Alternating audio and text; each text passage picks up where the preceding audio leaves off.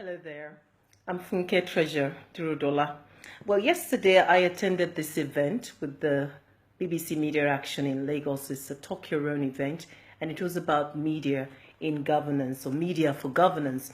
There were quite a number of things I talked about, and we all talked about at the event together with the panelists, the BBC team, BBC Media Action team, the Reboot team, and donor agencies and development organizations. I thought I'd go over some of those questions asked at the event and provide my answers and some of the ones I didn't quite articulate yesterday.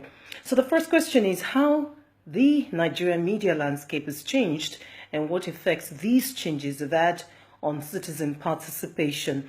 And these are my quick answers. First, there is the access to social media. Nobody can deny the facts that these has changed the landscape in no small way.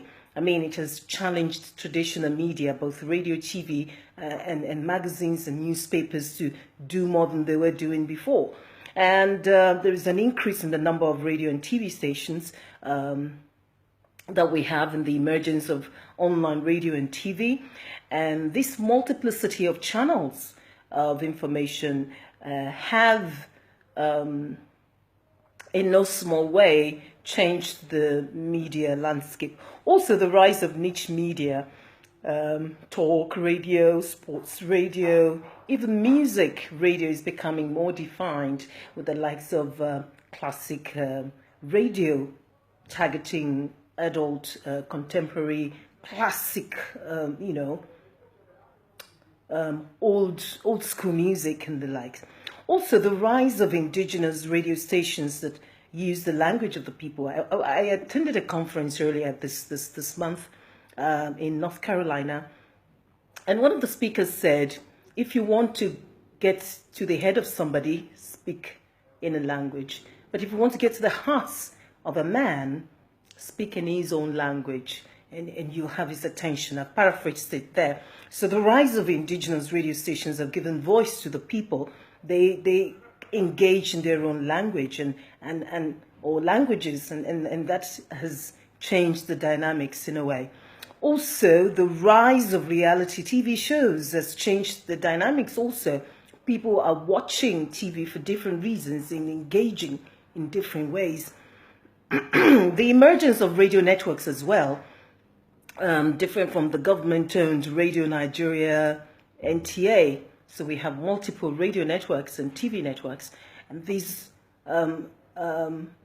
this development has also changed the media landscape in Nigeria. I think the effects of this on citizen participation is that there is more engagement in the public sphere. Citizens are more aware and active. Citizens demand for explanations and actions. They participate more. They have a choice. If you're not giving them what they want, they go elsewhere. And yes, citizens are easily influenced or even manipulated by the media. And I think it has brought up more women, even though that's still negligible, more participation of women in issues of governance, negligible still. Okay, the second question is what are the leverage points in media innovation that can accelerate development?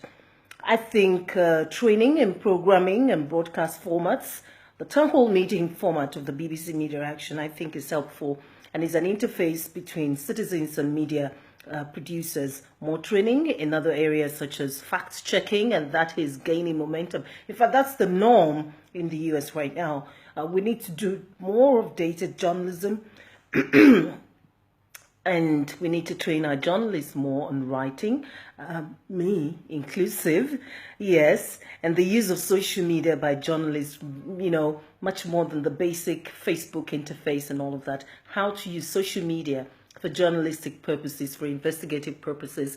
I think development agencies can do more in terms of targeted and sustained training, not just a one-off, but something that is nurtured over the years and targeted at, getting more results from the journalists.